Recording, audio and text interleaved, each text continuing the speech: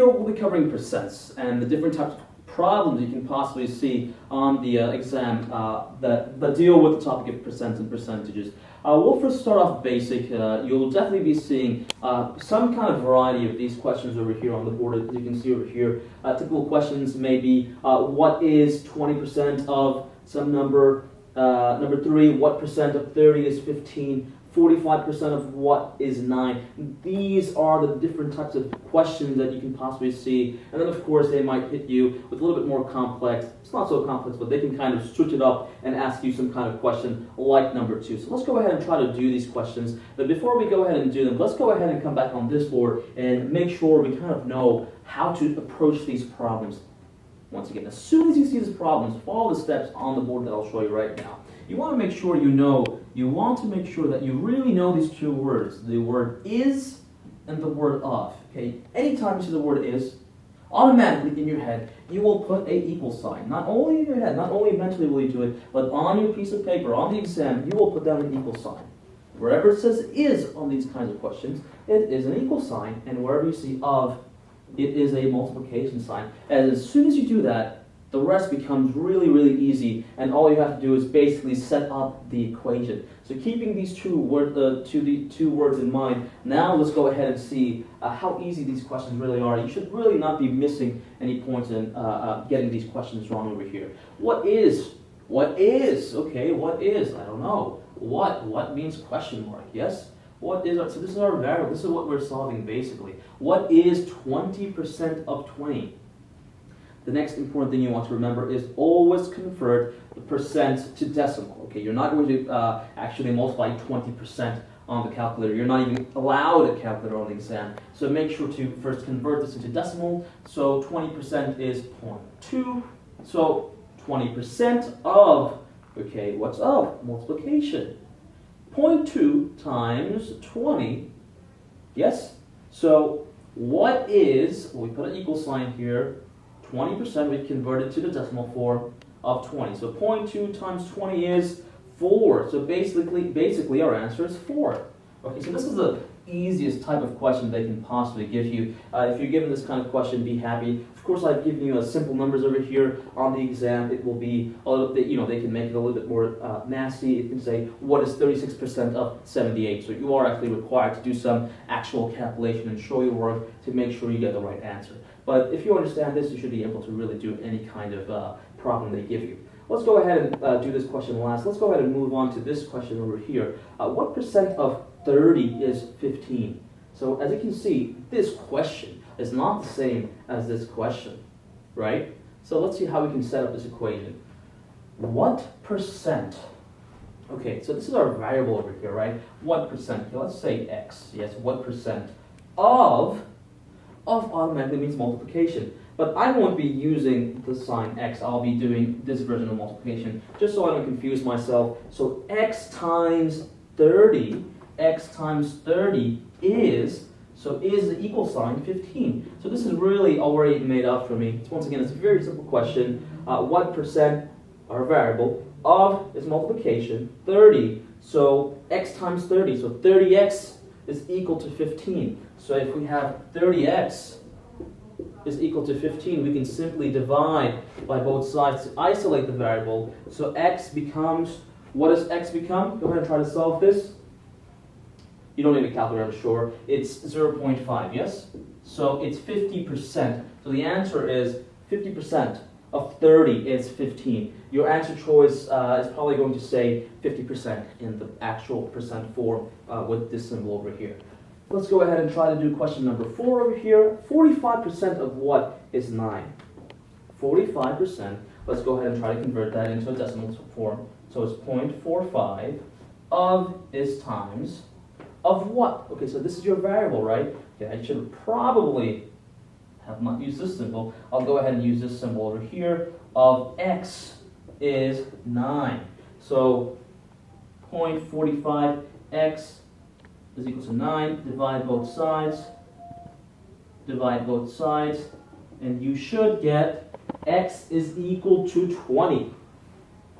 Okay, if you go ahead and actually do the math, you will get indeed that x is equal to 20. So 45% of 20 is 9. That is your answer. That is your answer. So hopefully you have a good fundamental knowledge and foundation of understanding these different types of problems. And now this over here, so this is where they can really get fancy and just do different parts to make sure this is a multi-step problem. So this is a 2-step problem over here. It's not so hard. You just have to just go along with it and understand what they're asking you. If 50% of 2y is 12, y is of course a variable.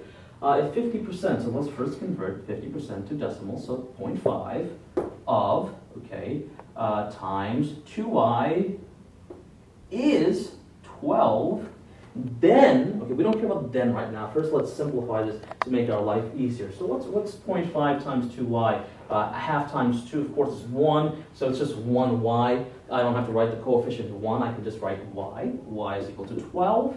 If y is equal to 12, right, so don't stop there, okay? A lot of students do this. They think they solved the problem, they get very excited, and then they circle in the answer choice that says 12. It's wrong. You didn't solve the problem yet. You still have another step. Then what is y squared? So you take the y is 12. Y squared is equal to 12 squared, which is 144. And this is your answer, 144. So make sure you understand the two words that we just went over. Is the equal sign, and of is the multiplication sign, and you'll be fine for these kinds of problems. Rest assured that you are guaranteed to see one of these types of questions on the exam, so make sure you know this. So what other kinds of problems can you see when we deal with percents or percentages? Oftentimes, well, not oftentimes, but you will definitely be given some kind of percent question on the exam that tells you, Sally or John, somebody has bought X amount of items and now they have a discount code or a discount coupon, whether it be for 15% or 27%, or sometimes they'll tell you about, taxes that you have to factor in, and you will be guaranteed some kind of question on the exam, even sometimes 2 questions on the exam of that nature. So let's go ahead and try to review some of the questions that can possibly appear. This first question is basically a standard question. It reads, Michael purchases a $23 CD, $32 hat, and a $37 shirt. He uses a 10% discount coupon. How much does Michael spend? So this is your typical problem. There's nothing complex about this problem. You simply have to add these values up and then assume there's no tax, of course, apply your 10% discount coupon. So what do we have over here? We have 23 plus 32 plus 37. That gives you 12. That gives you $92. And now it's time to apply your 10% discount coupon. So now let's actually talk about applying discounts for a second, okay? I'm sure you already know you have to multiply this value by 10%, which is 0.10, to see how many dollars is off by. But there's an easier way to do this. So basically you can do this problem, you can apply this 10% discount coupon 2 ways. Here's the first way. This is what you do. So here's my total value, $92. Okay, here I have $92, and I have a 10% discount coupon. I picked 10% on purpose, so 10% is a very easy number to work with. Times 0.10, and you're given, it's 9.2. But you're not done yet. This is not your answer, okay? Remember, you have to take this value and subtract it from the initial value, the total value, right? So 92 times 0.10 is $9.2, and you have to subtract this amount from this amount, and then you get your answer, okay? You can do it this way. I'm not against this way, but I like to do it another way, which is just one step. And this is a 2-step one. You first do this, and then you have to subtract it from the initial value. I like to go ahead and basically use this number and subtract it from 100. So instead of saying 10%, I'm going to multiply this by 90%. If I multiply this by 90%, I'll automatically skip the step and get my answer in one shot, okay? So if I want to do this in a 1-step problem, I basically will take my 10%, and instead of multiplying by 0.10, I'm going to multiply by 90%, 0.9. So 92 times 0.90 should give you $82.80. So it should give you $82.80. You can try that math at your home if you have access to a calculator. You can try it very quickly, but once again, you're not allowed to use calculators on the exam. Try to do this on a piece of paper and see if you can get the answer, okay? I like to do it this way because I don't have to go ahead and subtract the value I get from this number to this number. So let's try another very quick example. Let's say now I have, instead of 10%, I use 20%. Basically, same concept over here, $92 times 0.8, right, 80%, and basically that answer will give you the answer itself, and you don't have to subtract anything. Once again, it really depends on what you're more comfortable with. If you would like to do it this way, please make sure to not forget to subtract this amount from this amount when you're doing it. So the answer for this question for the 10% is $82.80. Let's look at question number 2. This is another type of problem that can come up. So number 1 we just did. It's a fairly standard problem. Question number 2. Once again, not so complex, but some people do mess up on it. I'll go over the flaws that some students have. A computer, originally priced at $550.50, is on sale for 20% off. Jamie used a 5% discount coupon, which is applied to the sales price. How much did Jamie pay for the computer? Assume there's no tax, of course, in this example that's provided. What do we do here? Okay, it is, I hope you understand that you have to do this first, right? You have to get the 20% discount first, get that value, followed by the 5% discount coupon. Here's one flaw that most students, not most students, but some students make. They will go ahead and see the 20% sale, and then on top of that, the 5% sale, and then they'll be very excited because they can go ahead and skip a step and then say, hey, why do I have to do so much math? Let me just combine it. Basically, we're getting 25% off. Is that correct, right? So some students will say, okay, 25%, okay, so let's do $550.50 times the 0.25% off, and then basically we'll get the answer. You cannot do that. You cannot combine the percents off because there are two separate things, right? This 5% discount coupon is applied to the sales price. So you're not able to do that, right? So you can't really skip any steps over here. You really have to work this problem through. Computer originally priced at $550, so $550 times 0.50 is on sale for 20%. As I just mentioned, I won't be doing 20%, sorry. Instead, I'll be multiplying by 0.8 to make my life easier. And if you go ahead and do that, you'll see that the answer is $440.40. So at the moment, we have the sale computer price at $440.40, and now finally we can go ahead and finish off the problem. Jamie used a 5% discount coupon on the sale price, so go ahead and, again, I would go ahead and do times 0.95. It really depends if you don't want to multiply with 2 digits, and if you would like to just go ahead and multiply by 0.05 and then subtract from that amount. If that makes your life easier, go for it. So times 0.95, and you should get the answer as $418.38. So if you go ahead and work out the math, you will indeed get this value over here. So the answer is $418.38. A very quick recap. What I did was take the original price, multiplied it by the percent off, and then followed by that, I discovered that the sale price is this amount, and then finally I applied my 5% discount to receive this value over here at $418.38. Try to go ahead and work out the numbers yourself and see if you can get this question right. And now here's the third question. So let's take a look at this question. Anna bought a dress that cost $103, a pair of shoes that cost $73, and a bag that cost $111. There's a 7% sales tax on items priced at $90 and higher. There's no sales tax on items under $90. How much did Anna spend on the following items? So now this is a different type of question than the other two that we've just worked on. We're not actually applying any kind of discount, so there's obviously a different way we have to solve, well, not a different way to solve this, but we do have to take a different approach to solve this. And this question is rather interesting. There's a 7% sale tax on items priced at $90 and higher. So basically, there's a dress over here, and the bag will only be taxed, and the pair of shoes, which cost $73, will not be taxed. So we have to go ahead and work this problem out.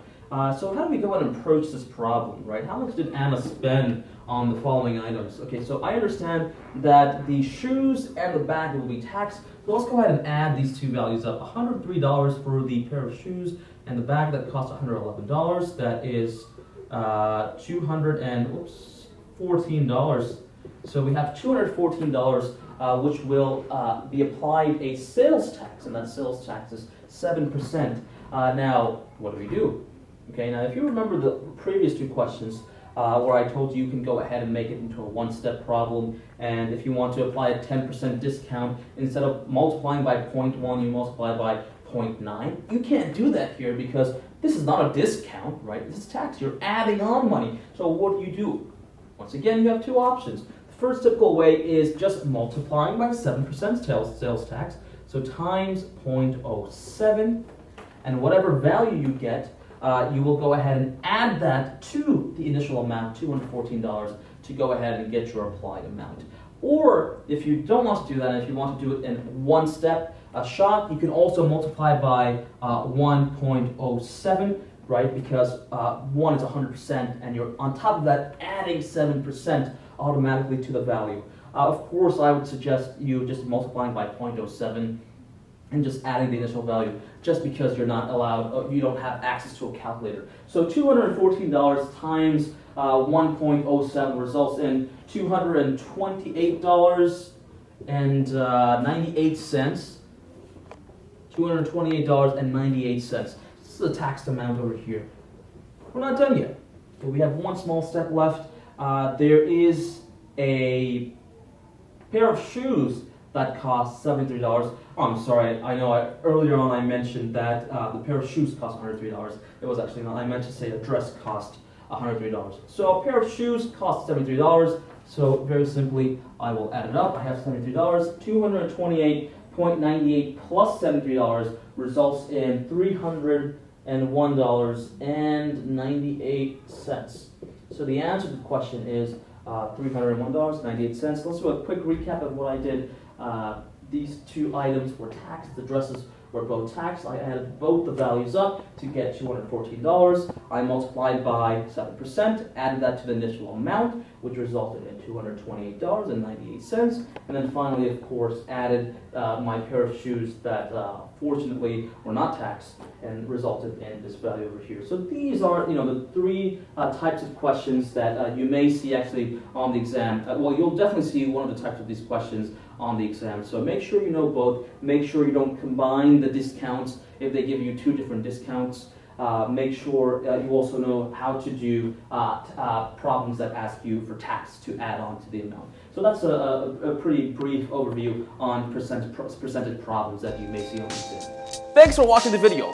Please be sure to check out our book on Amazon, the Specialized High School Test Prep book. This book comes with 5 full-length exams with answer explanations along with a manual to go ahead and better prepare you for the exam. You will find the link on the video or in the description above. Have fun studying!